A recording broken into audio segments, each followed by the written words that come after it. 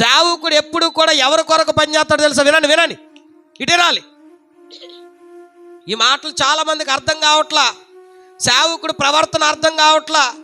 Pastor గారు మా ఇంటి దగ్గరికి ఎక్కువ ఎందుకు రావట్లేదు, ఈ మాట వస్తుంది. పాస్టర్ గారు ఏంటి మధ్యన మాతో ఎక్కువ మాట్లాడట్లేదు, ఈ మాట వస్తూ ఉంటుంది. పాస్టర్ గారు ఏంటి మమ్మల్ని పట్టించుకోవట్లేదు, ఈ మధ్యలో ఇది ఎక్కువ వస్తుంది. ప్రియులారా, దేవుడు అంటున్నాడు, నేను ఒక మాటను మీకు జ్ఞాపకం చేసి ముగించేస్తాను. తల్లిదండ్రులు ఒక 10 మంది పిల్లలు ఉన్నారండి.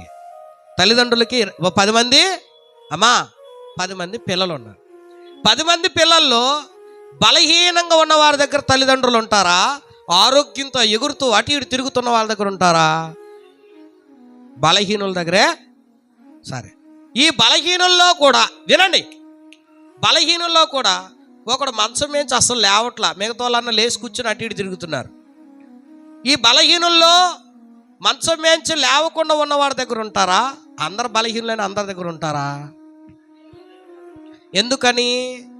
వాడికి ఎక్కువ సహాయము.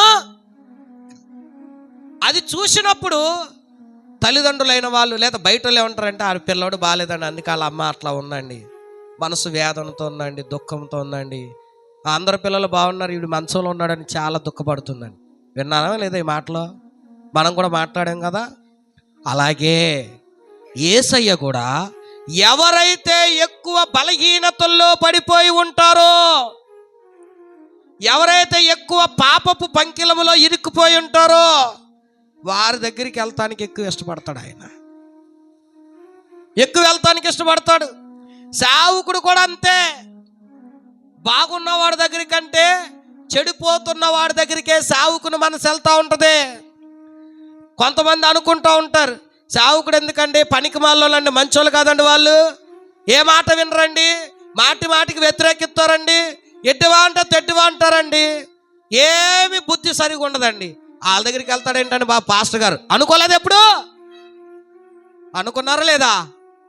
సేవకుడు అనుకున్నా కూడా వెళ్ళటం మానలేదు, మాట్లాడడం మానలేదు, వాళ్ళు పలకరించడము. ఎందుకు తెలుసా? అది యేసయ్య యొక్క ప్రవర్తన సరళి. హల్లెలూయా. ఆనాడు యేసయ్య దగ్గరికి సుంకరులు, పాపులు, దుర్మార్గులు, వ్యభిచారులు, తిరుగుబోతులు వస్తుంటే వాళ్ళ దగ్గర చేర్చుకుంటుంటే పక్కనున్న పరిసయ్యులు, శాస్త్రులు అనుకుంటున్నారు, యేసయ్యకి పని పాట లేదా, వీళ్ళని చేర్చుకుంటున్నాడే. మేము మంచోళ్ళంగా బైబిల్ చదువుతాం, వారానికి 2 సార్లు ఉపవాసం ఉంటాం, నిష్ట కలిగి ఉంటాం, ఎవడైనా పరిశుద్ధులతో ఉండటానికి ఇష్టపడాలి, ఈయనేంటి పనికి మానవులతో ఉండటానికి ఇష్టపడుతున్నాడు అని యేసయ్యని నిందిస్తుంటే వాళ్ళకు ఒక ఉపమానం చెప్తున్నాడు. తప్పిపోయిన గొర్రెపిల్ల దగ్గరికి ఆ కాపరి వెళ్ళినట్లుగా నేను కూడా దారి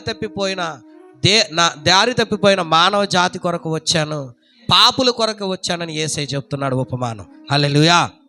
గుర్తుపెట్టుకోండి. ఇప్పుడు మీరు కూడా అనుకోవచ్చు, అమ్మా ఇదేనా పాస్టర్ గారు మీరు చాలా బాగా చెప్పారు, కానీ మరి మమ్మల్ని ఏంటి, విశ్వాసులుగా ఉన్న మమ్మలను లోకస్తుల దగ్గరికి వెళ్ళొద్దు అంటున్నారుగా, అవునా అంటున్నా లేదా?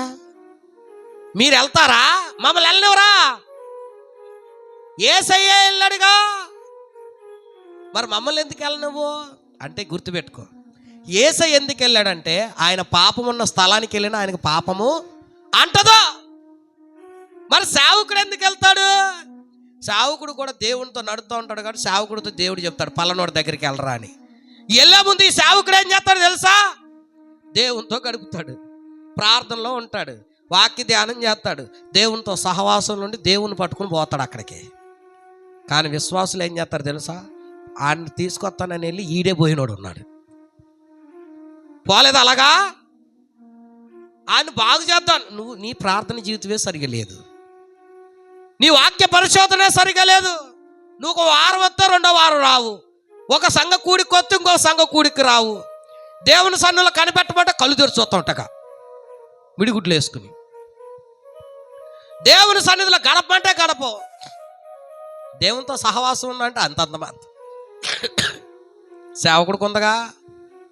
గుర్తుపెట్టుకో, సేవకుడు బలహీనుడైన విశ్వాస దగ్గరికి వెళ్తున్నప్పుడు ఇది దేవుడు ఏర్పాటు చేసుకున్న సేవకుడు కాబట్టి దేవుని తత్వం కలిగి ఆయన పని చేస్తున్నాడు అనుకో, లేకపోతే నీకు ఆశీర్వాదం రాదు.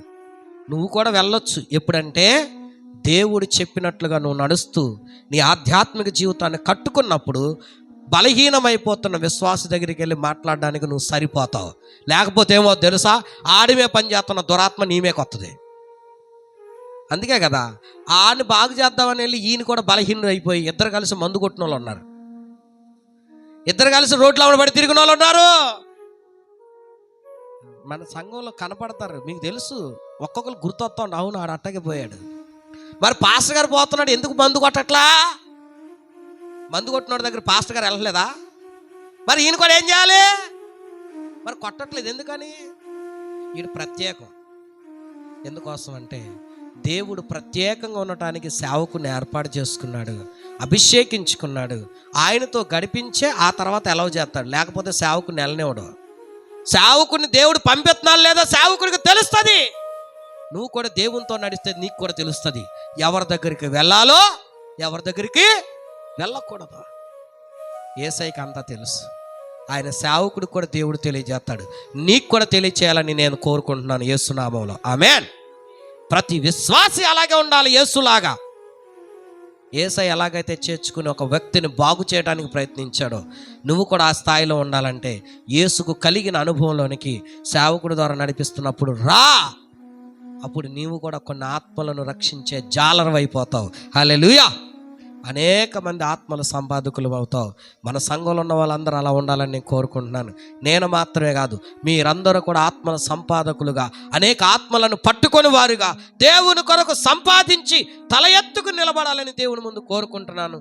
దేవుడి మాటలు మనందరి వినికిడిలో ఫలింపచేయును గాక. ఆమేన్.